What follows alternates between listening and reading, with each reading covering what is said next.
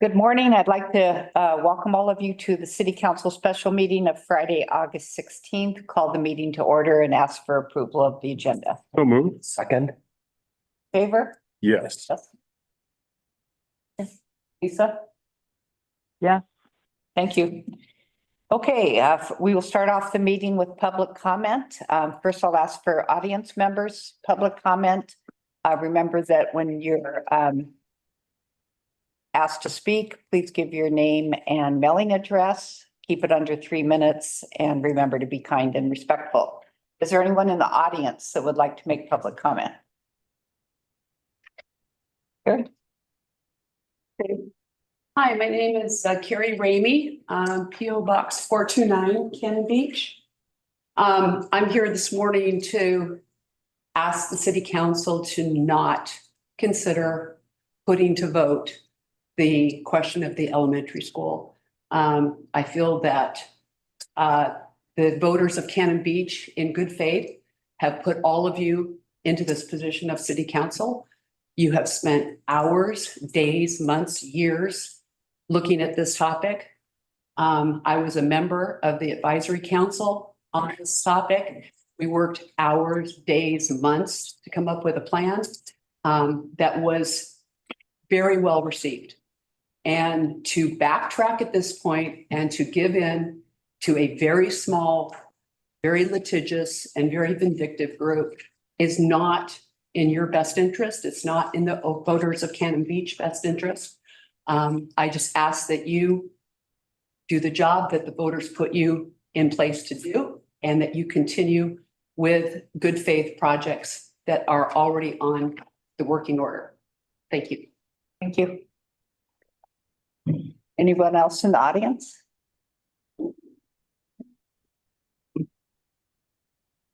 I'm Raby, P.O. Box 429, Cannon Beach. I too would like to speak in opposition to Resolution 2415. One of the things I've really respected about this council is almost continual resolute ability to act unanimously. And if you act unanimously in favor of 2415 today, I'll respect that. But I think it's the wrong decision. I think this is a hard topic. The average citizen doesn't understand the intricate workings of the financing for the NECUS Center. Doesn't understand that 70% of that money has got to be spent on tourism-related activities, and doesn't understand that the 30% is critical to the support of our city hall and our police department projects as well. So if you kick it back to us, we've got a hard job. We've got a big lift. I know a lot of us will work hard to do it. And if you do that unanimously, I'll respect that. But I think it's abdicating your as Carrie said, hundreds of hours that you've put into this, and the deep understanding that you have of the project that the average voter can't come close to. I can't come close to, and I've followed it pretty closely. So asking for your deep consideration to this. You put the work in. This is a good thing for our community. I think 5 years from now, if we build this, everyone will look back and say, what were we arguing about? This was such a great thing for our community. But it requires moments of courage in moments like this. Thank you. Thank you. Anyone else in the audience? Deb? Debatia, P.O. Box 1426, Cannon Beach. I support what they're saying. And also, somebody pulled me aside last night and it really affected me. They said, this town has gotten so cruel. And they're treating the council with such disrespect and unkindness. And we elected you, and we were going to respect and honor your decisions because we elected you. They weren't elected, you were elected. So I support you 100%, and I support moving forward with these projects 100% and not getting tied up with the labyrinth of, you know, and then another woman, older woman, who was told that her taxes were going up and she's a little maybe confused and upset and that's not okay to do whatever they can to get elected or to do anything they can to get their way when it hasn't been that way. So I think that we really have to look at the temperature of Cannon Beach, and I think it's very, very sad the direction it's going. I mean, there's people here that look at me like they hate my guts and I don't even know them. You know, that shouldn't happen in a community this small. There shouldn't be hate. It should be kindness. Okay, we live in a beautiful place and it should be a beautiful community, and we should all stop fighting and get along and support going forward, not backwards. I mean, this is progress. They're in Portland, they're remodeling everything everywhere. Infrastructure is improving. We're trying to improve the infrastructure. That's the goal. So I support you. Thank you. Anyone else in the audience? Okay, we'll go to Zoom. If you'd like to make public comment, please raise your hand. We'll call on you. Name and mailing address. Anyone like to speak? So Diana Turner has hand up. Okay, Diana Turner. Good morning. Good morning. I apologize for jumping in at this last minute. I am speaking today about the Stephanie Inn's request or appeal, and I know that you will be deciding the scope of the review. I'm speaking on behalf of Friends of the Dunes at Cannon Beach, P.O. Box 211, Cannon Beach. I emailed some of you this morning. I only learned of this appeal this morning in this meeting, so I apologize again for jumping in. We ask that the open record or the record be open for a fair and thorough review of this application. This is the right decision for two reasons. First, during the 6/27/24 Planning Commission meeting, where we asked for a continuance to review the large over 100-page application, Mr. Rasmussen, representing the applicant, asked for and received a 11/7/7 schedule to provide testimony. The day after the deadline for providing testimony, I was not able to locate the new testimony on the city's website. I emailed Robert St. Clair and asked for all testimony that had come in between the meeting and the deadline. Robert quickly provided me with a PDF of testimony given by the public, and I attached our email correspondence in an email you received this morning. I provided additional testimony based on the testimony that Robert provided to me. When the package was released for the July meeting, however, I saw that Mr. Rasmussen had provided additional testimony that I nor any of the other people who had provided testimony were granted access to and were therefore unable to respond to. You can correct this wrong by opening the record so that we do have an opportunity to commit thoroughly to all of the testimony the applicant provided. The second reason is that your Planning Commission gave this request a thorough review following the letter and the spirit of our code. You too should have an opportunity with an open record to thoroughly examine this request. Thank you. Thank you. And then Will Rasmussen has hand up. Okay. Will? Good morning. Can you hear me? Yes, we can. Thank you. I don't disagree with Diana. I have no objection to there being additional evidence put in the record. And in fact, the Planning Commission deliberations and decisions raised a few new evidentiary factual issues that I think it would help the council to take evidence on. So I am in agreement that the council should just take new evidence, consider this in one fell swoop. And I think it would save the city's energy, time, and everything to consider all the facts in this case now, as opposed to potentially putting some off and having to consider it in a different proceeding. Thank you for the time. Thank you. Anyone else on Zoom?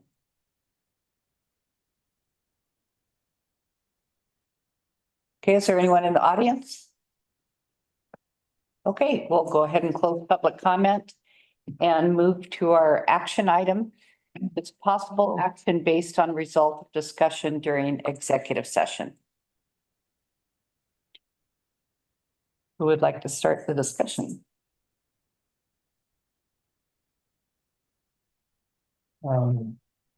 I can start. Okay, thank you. I'll probably call on several people to assist. The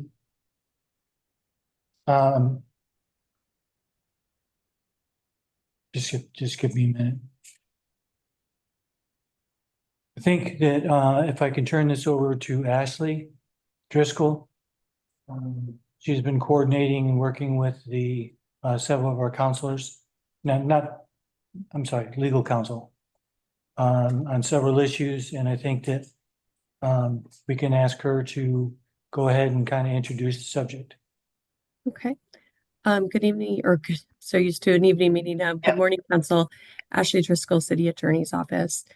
The city has been moving forward with 3 large construction projects: the City Hall and Police Station construction project, and the CBE rejuvenation project. Both items were on a resolution for financing that passed last April. And both, all 3 projects have been part of a significant amount of discussion and litigation within the city that has, that the city prevailed on at the trial court level and has since been appealed to the Court of Appeals. The City Council has been in negotiations with the attorney and the parties who oppose those 3 projects and who have brought the litigation. As part of those negotiations, the City Council is considering a potential settlement regarding those 3 projects, and the City Council is considering 4 different terms.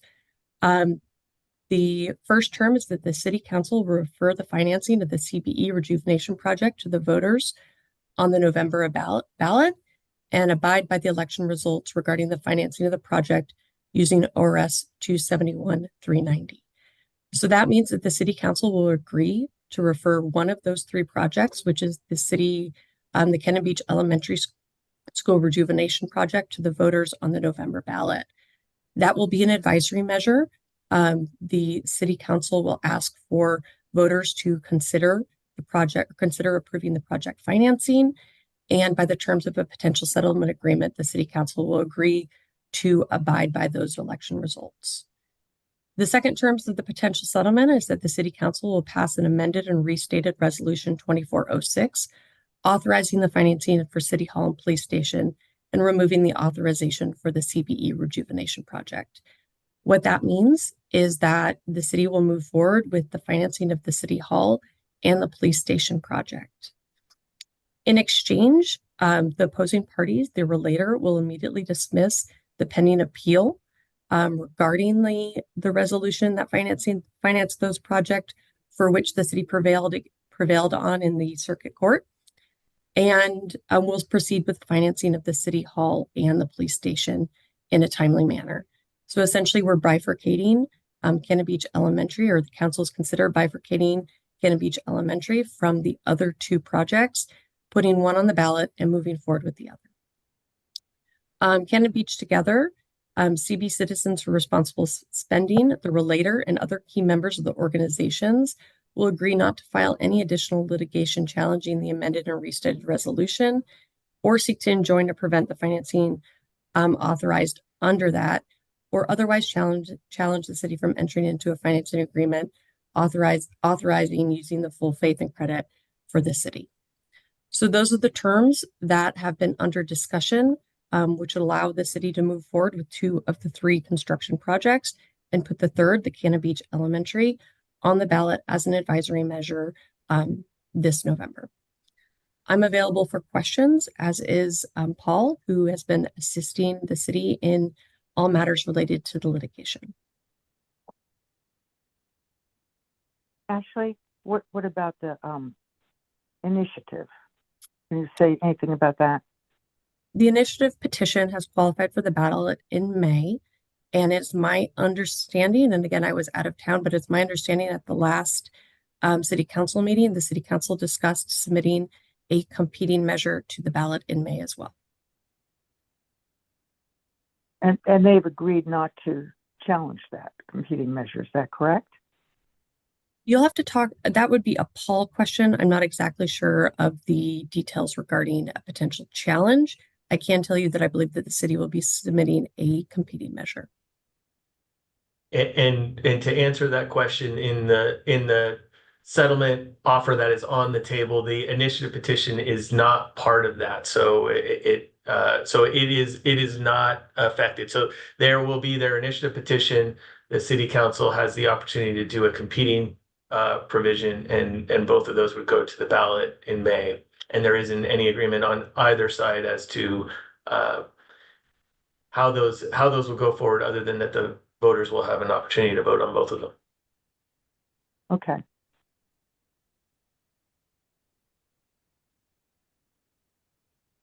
I have a question. I don't know if this is a Paul question, but if the city were to move forward with funding, as we've already passed,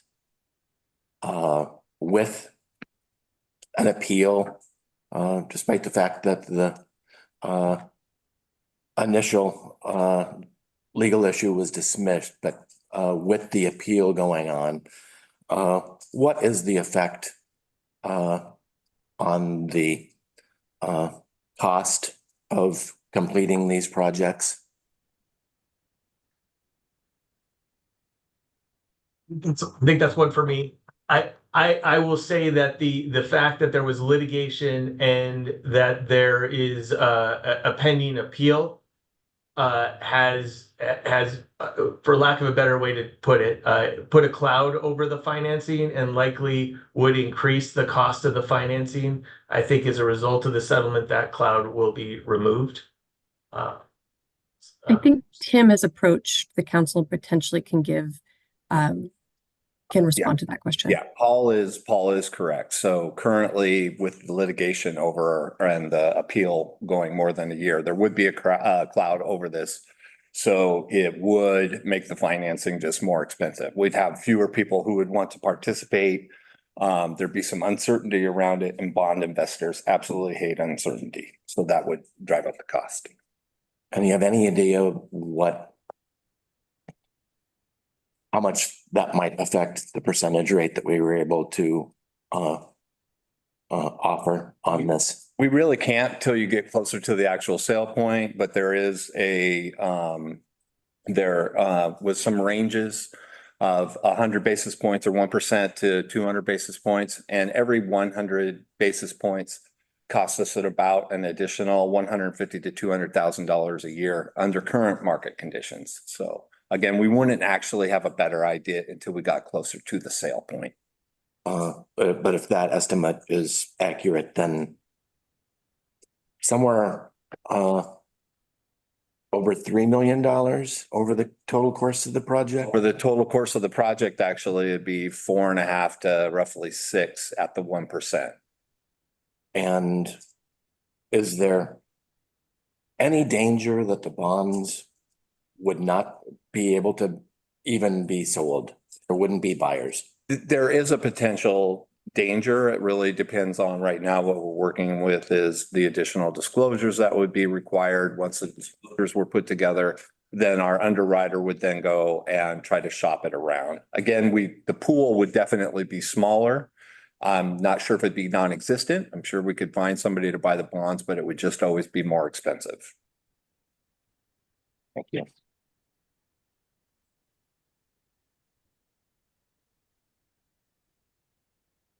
Thanks, Tim.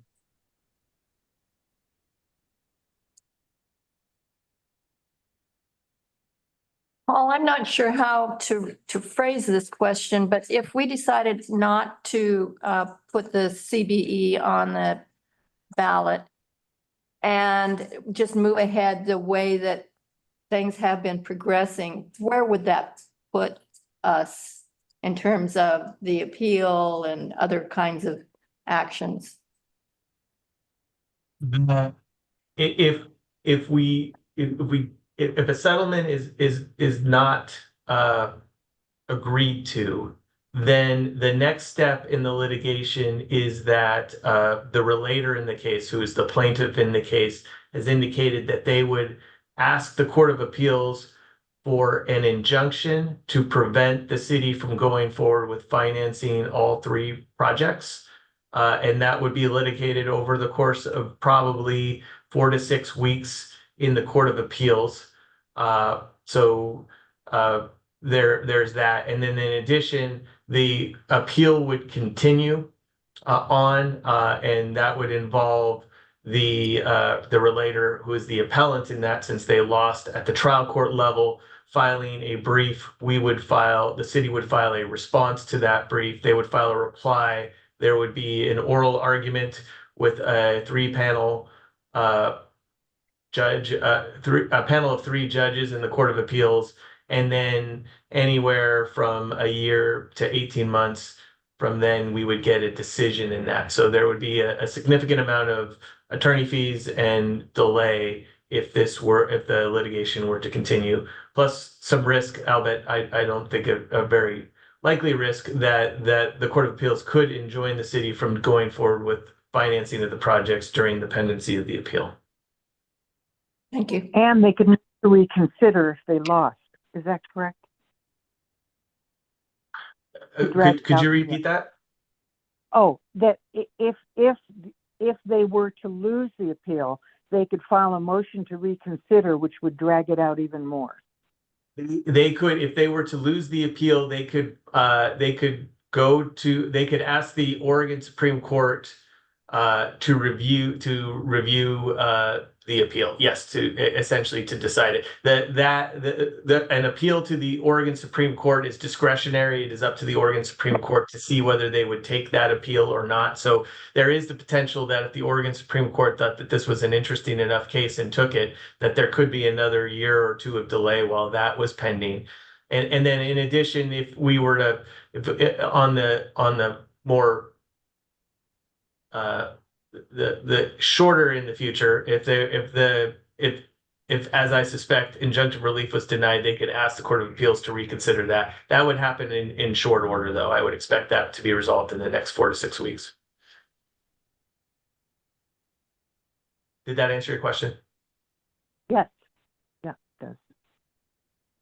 I guess my questioning about increasing costs of borrowing is one thing, but the delay is another, and escalation costs on construction.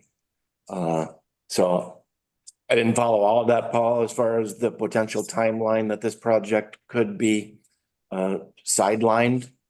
And I don't know who, maybe Tim has this answer too, about escalation costs on these projects. I can't speak to the escalation costs, but I can speak a little more to the bond. I think Bruce can talk to the escalation costs on the one thing with regards to the bond, again, because of the complication of having it being sued, is that it'll make the bond actually more expensive because we're going to have even more lawyers involved. And then what that will take right now, if we were to remove the cloud over it, we could probably get the funding for the police department and city hall by the end of September. We'd go out in the middle of September and it'd be done. However, if this kind of hangs over it because of the complication inside of the preliminary offering statement is going to be probably, we wouldn't even be able to sell, I'm guessing, until sometime in November, which of course, there's an election going on at that point in time, which also puts some uncertainty in the market. And the construction managers have been using 0.5% per month for escalation. And on all three projects, that comes out to be about $150,000 a month. That the next, like, if you were to price the project today, it would be so many dollars. Next month, it would be another $150,000 a month. Another $150,000 total per month. If we put the CBE on the ballot and it passes, when can we go to financing and construction on that? On the financing piece, we would be able to go relatively quickly. We would probably still be working on a preliminary offering statement with regards to that. I'm not sure you really want to sell bonds around between Thanksgiving and Christmas. So you would probably look at the beginning of the year, January, you would go out, would be my guess, probably be a better time. So construction could begin when in the spring then? Yes. What happened, as soon as we knew that, the issue for the Cannon Beach Elementary had passed, we would start bidding the project. So we would pick up some time there because right now we're at a stop point. So the bidding would occur parallel to the financing. And we do have funding available right now that if it did pass, you could continue all your, the early part of that piece. So you could do that immediately, but you probably would sell the bonds most likely around January.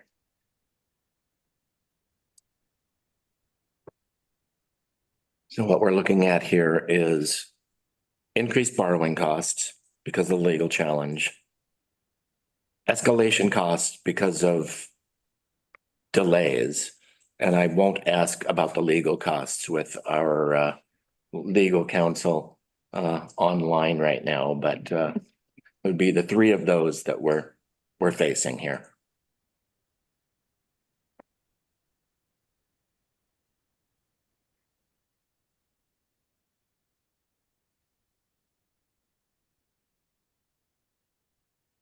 Question. Any other questions? Lisa, do you have any questions? No, I have, made up my mind, so I'm just waiting for a motion. I can't make one because I don't have the writing over the phone. I can't be on both at once. So Okay. I can't see my writing, I can't Okay. see the Yeah, packet. I understand. Thank you. I guess I'd just like to make a comment that I really appreciate the supporting public comments. And I find it very unfortunate where we find ourselves today.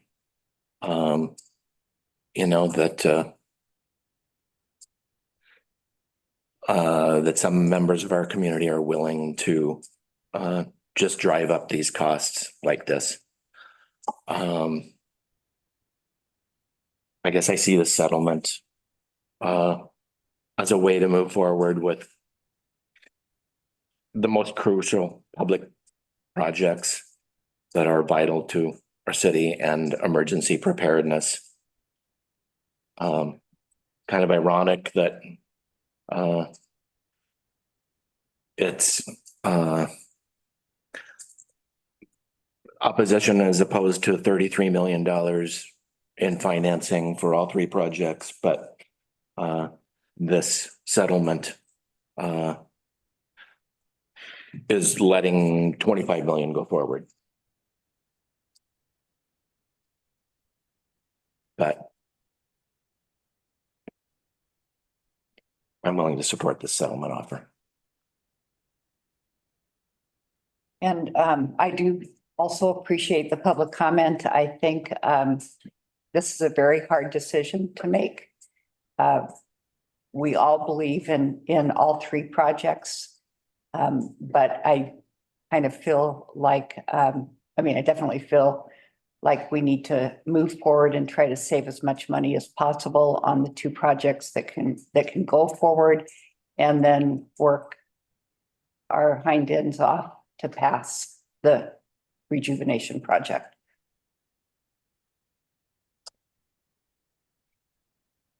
I agree as well. on all points. I don't have anything further to add. Well, I will move to authorize the city manager to execute a settlement agreement in the lawsuit State ex rel Hannah Buschert versus City of Cannon Beach, consistent with the following terms.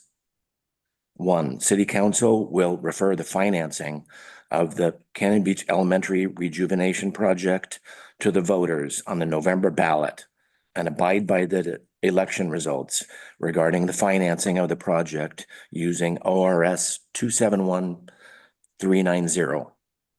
2, the City Council will pass an amended and restated resolution 24-06, authorizing the financing of the City Hall and Police Station and removing the authorization for the Cannon Beach Elementary Rejuvenation Project. 3, the relator will immediately dismiss her pending appeal so that the city can proceed with the financing of the City Hall and Police Station in a timely manner. And 4, the Cannon Beach Together, Cannon Beach Citizens for Responsible Spending, Hannah Buschert, and the key members of these organizations will agree not to file litigation challenging the amended and restated resolution 2406, seeking to enjoin or prevent the financing authorized thereunder, or otherwise challenge the city from entering into a financing agreement authorizing the issuance of full faith and credit obligations. Second. Any further discussion? One thing I want to point out is that if we do put the CBE rejuvenation project on the ballot, we're going to need as much support as possible from everyone to get it passed. And I'd start today, I suppose.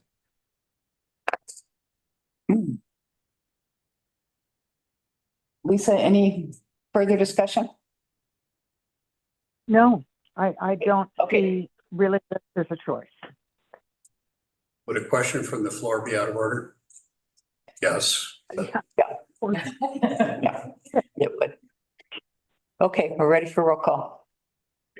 Counselor Kern, Yes, Counselor Ogilvy, Yes. Council President McCarthy, Yes. Counselor Hayes, Yes. Mayor Knopf. Yes. Okay, thanks, everyone.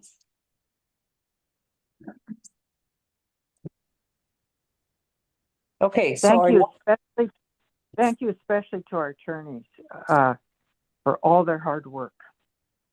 Yep. Okay, next we have resolution 2415, a resolution referring to the voters of Cannon Beach, a measure proposing financing the Cannon Beach Elementary Rejuvenation Project for the November ballot. Yes, ma'am.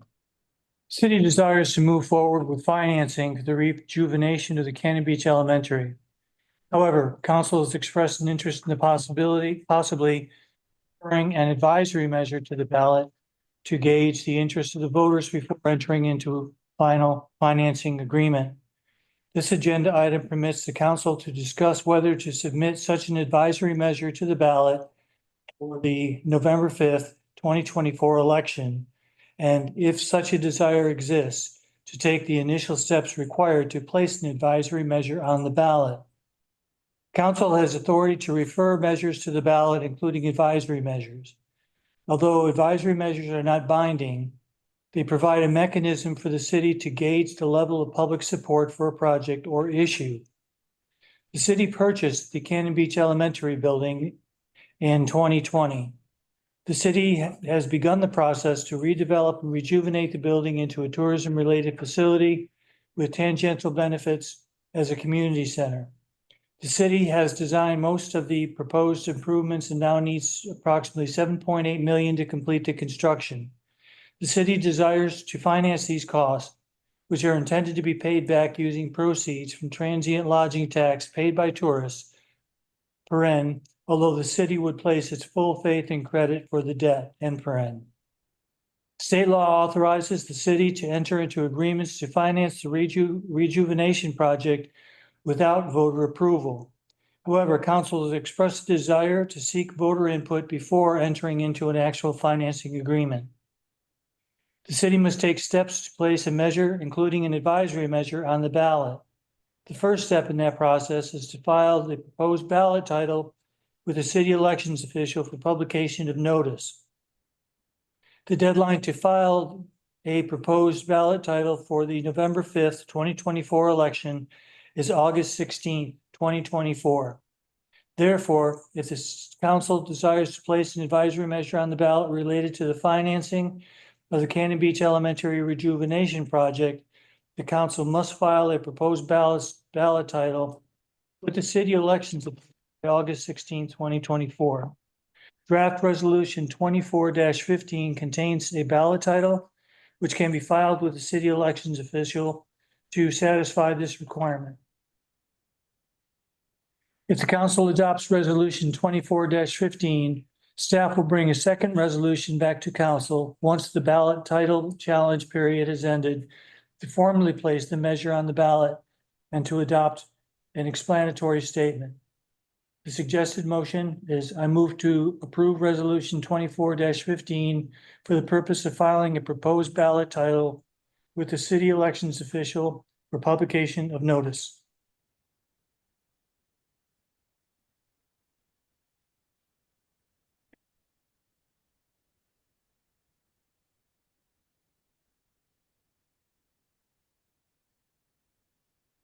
Anybody have any questions or comments? I guess I have a lot of comments. Go ahead. I just, in referring this to the ballot, I think we have a lot of misunderstanding to clear up. And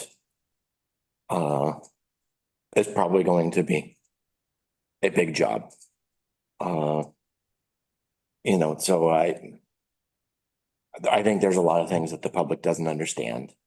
And some of that's probably been by intentional confusion, but the funding is all existed or projected lodging tax revenues.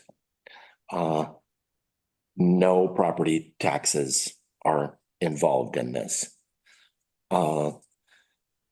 The portion of the lodging tax dollars that we will use for this is that portion that by state law has to be dedicated to a tourism related project, either tourism marketing or tourism facilities. And I hope that we can make these things clear and explanatory statements as we push towards getting voter approval on this. I think there's a lot of confusion about what the facility is. You know, we've heard high-end tourist facility. We've heard event center. And so I think we need to make it clear that the NACUS project is about saving 2 historical buildings in town. It's about park improvements with interpretive information. And it's about creating a center for cultural and environmental learning focused on the native people of Cannon Beach and providing or promoting environmental stewardship. And yes, it's also going to serve as a community gathering space when appropriate. So I just think that there's a lot for us to clear up, and I'm willing to work hard to get this passed. Thank you. I think it also needs to be emphasized that we're asking for $7.8 million in financing, and we have the rest of the financing already in place, and we're asking 7.8 million instead of the money that it's been exaggerated in so many accounts, but it's 7.8 million. And when you say we're asking, it's there in existing revenues that so far the city has found a challenging time to spend the tourism dedicated portion of revenues. You know, as our Tourism and Arts Commission has kind of a ballooning reserve. And so it's not like we're asking for new money here. This is money that will be coming in. In addition to a bond we already took. Yeah, Right. correct. So the cost of the project is 12 million, right? The whole, in its entirety. We already have part of that money and we're asking for an additional 7 million to make up the balance. So it's, you know, I mean, it's still a $12 million project. I don't want to mislead anybody on that. Right. No, but I think people are unclear that part of that is already bonded. You know, it's been part of this process. I'm sorry, Lisa? We borrowed part of it already. Yes, that's what I'm saying. So what we'd actually be asking for is that 7 million plus to complete the financing of the project. Approval of those funds. Which are being paid back through transient lodging tax. Right. Not property tax.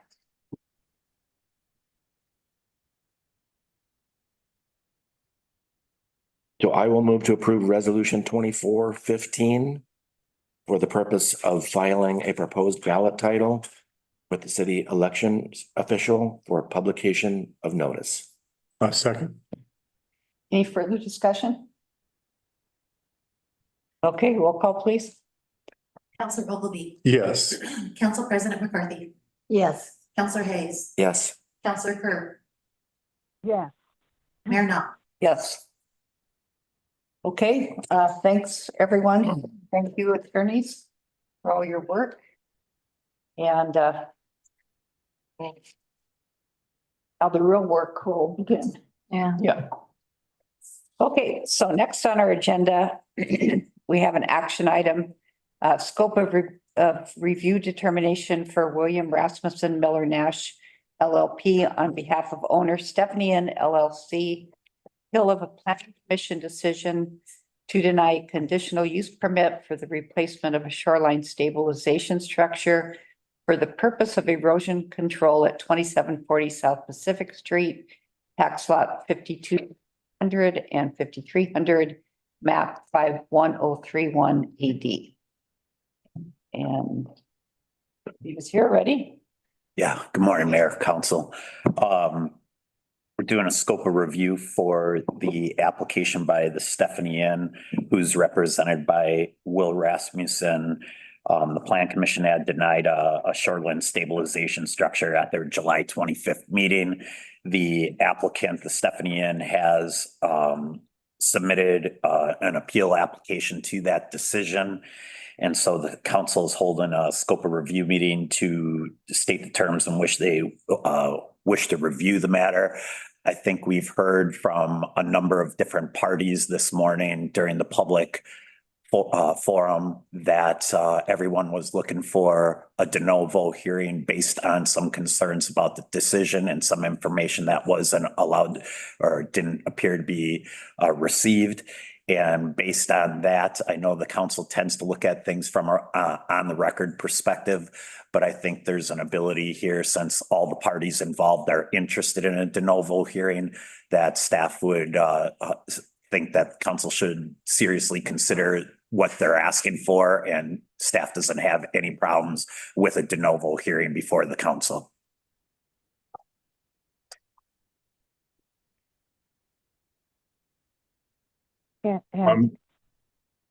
Go ahead, Lisa. Oh, I was going to say that I think that usually we do an on the record hearing, but in the rare cases where both parties ask for de novo, particularly where one party feels like they didn't get to respond to some information that was provided, I think it's really important, since they're both requesting it, that we do authorize a de novo hearing in this particular case.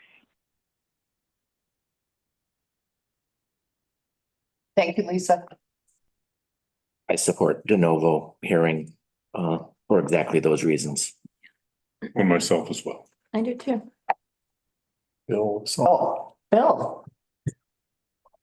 Good morning. I just wanted to weigh in and sort of provide a little grounding in what your code provides, which is first 1788-170 says, unless otherwise provided for by the reviewing body, review of the decision on appeal shall be confined to the record of the proceeding. So the default is on the record. But then 1788-180 says you may hear the matter de novo or omit additional testimony or evidence. When it finds that the additional testimony or other evidence could not reasonably have been presented at the prior hearing, or a hearing is necessary to fully and properly evaluate a significant issue, or the request is not necessitated by improper or unreasonable conduct. So I think what you're saying makes a lot of sense, that if somebody wasn't able to present this information because of the limited ability before them, then that's absolutely the appropriate thing to do based on your code. But your code starts with the default position of it's on the record, but in certain circumstances, you can provide a de novo hearing, and that it makes sense here with there's evidence that couldn't have been presented earlier. Thank you.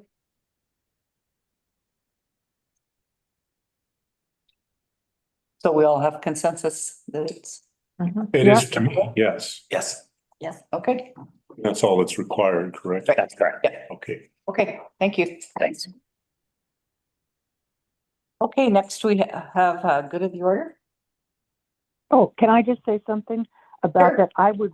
I would really suggest that everybody on council listen to the planning commission July, I think it's the 25th meeting on that issue, so that you have a really clear understanding of what was said and why it was said. Thank you, Lisa. Okay, Coffee with the counselors on Monday at 10 a.m. I have some things to talk about. correct. Yeah. And trail work party tomorrow at 10 till noon at 6th and Hemlock.